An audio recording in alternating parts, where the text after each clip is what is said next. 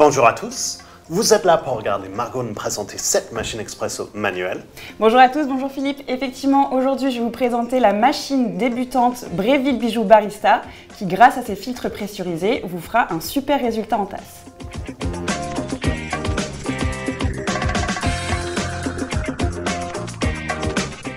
Alors, super résultat en filtre pressurisé. Moi, j'ai envie de voir ça et je pense que vous aussi. Tu veux le porte-filtre? Exactement, je ferai un café pour te montrer tout ça. Alors, elle est assez légère, donc ça, c'est porte-filtre en aluminium. Exactement. À l'intérieur, j'ai mon filtre 2 tasses, mais est fourni le filtre 1 tasse. Si tu veux expliquer ce que c'est un filtre pressurisé. Et pendant ça, parce que ça, c'est du café moulu que tu as fait juste avant qu'on ait allumé la caméra. Avec le moulin.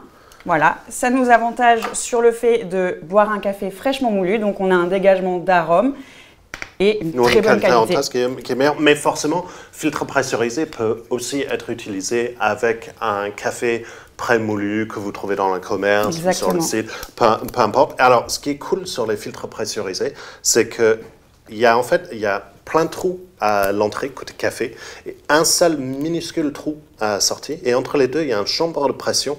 Et c'est cette pression-là qui va mélanger le quasi-créma qui est sorti sur une mouture pas forcément précise et qui va dégager un espèce de mousse créma à la fin qui est vraiment pas désagréable. C'est pas un réel créma d'un espresso, mais c'est vraiment plutôt sympa. C'est largement appréciable en tasse. Oui, ben c'est ça qu'on a envie de voir.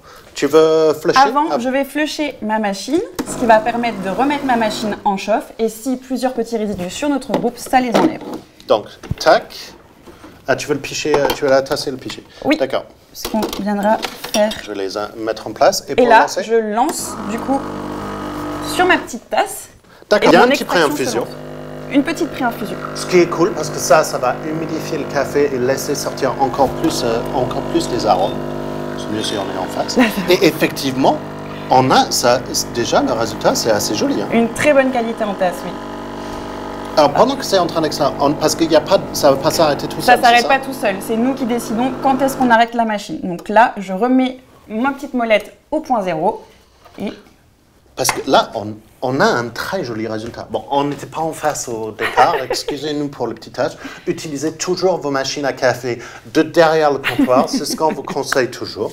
Mais on a une jolie créma. Mousse. Donc pourquoi tu as fait dans le pichet? On viendra faire du coup une petite boisson lactée en suivant. Donc pour ça, pour relancer ma buse vapeur, il faudra qu'on appuie sur le bouton. D'accord, donc ça c'est le bouton pour le vapeur, ça c'est le bouton juste pour repasser en mode café. Exactement.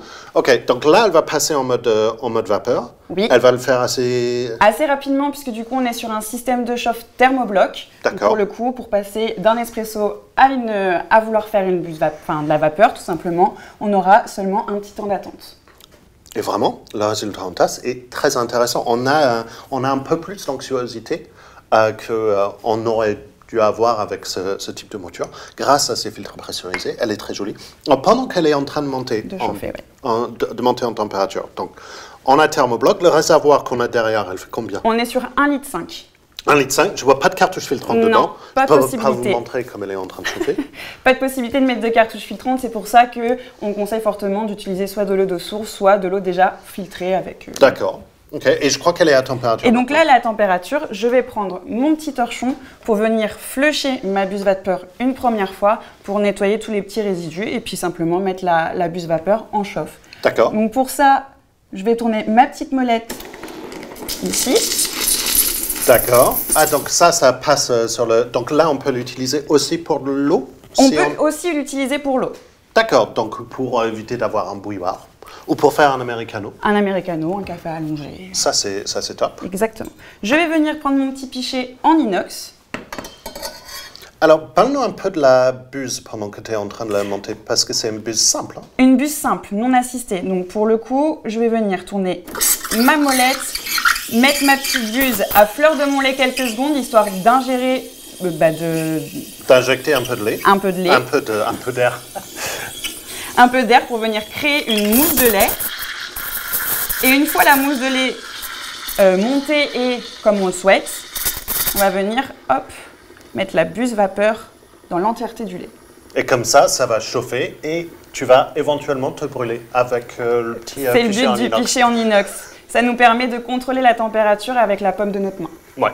Voilà. Et comme ça, ce qui est cool avec un pichet en inox, c'est pour ça, c'est vraiment un accessoire qu'on conseille de prendre si vous faites des boissons lactées. C'est parce que, comme c'est de l'inox, déjà, c'est super facile à nettoyer.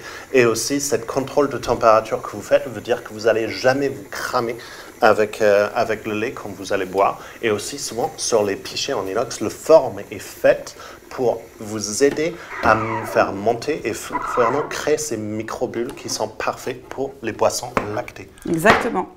Donc là, je me suis brûlée, donc je sais que mon lait est chaud. Tu t'es pas vraiment brûlée. Non. Je viens toujours nettoyer ma buse de lait en suivant pour venir enlever les résidus de lait et je viens effectuer un petit flush. Oui, parce que forcément, il y a de lait qui a été aspiré dans le système quand tu l'éteins. Donc, c'est toujours très important de vider cette lait-là parce que sinon, ça peut le boucher, le buse à vapeur. Donc, vraiment très, très important de nettoyer. Alors, tu as quand même une super texture. Oui, avec très peu de bulles.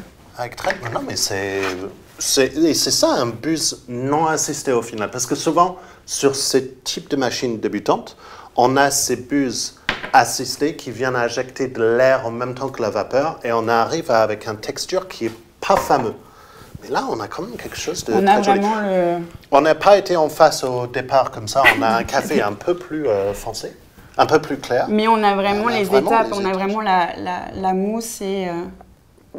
On a surtout une texture qui est vraiment bien. Donc, pour finir sur cette Breville Bijou Barista, alors vraiment, elle me fait penser à une machine qu'on a vue assez récemment, qui est la Breville Barista Max Plus, oui. Qui a...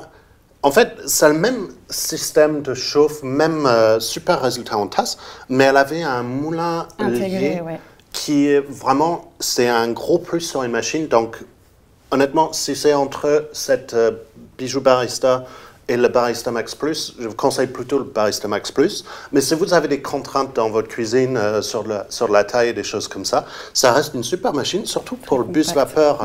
Je suis vraiment agréablement surpris par le buse vapeur. Donc, si cette machine vous intéresse, vous pouvez la retrouver chez nous, ici. Pour vous abonner à notre chaîne et voir toutes les vidéos dès que ça sort, c'est juste là. Et si vous souhaitez voir d'autres vidéos sur les machines débutantes, c'est juste ici. Et si cette vidéo vous a aidé à choisir votre machine expresso, je vous invite à laisser un petit like. Et jusque-là, on va vous dire bon café. Bon café.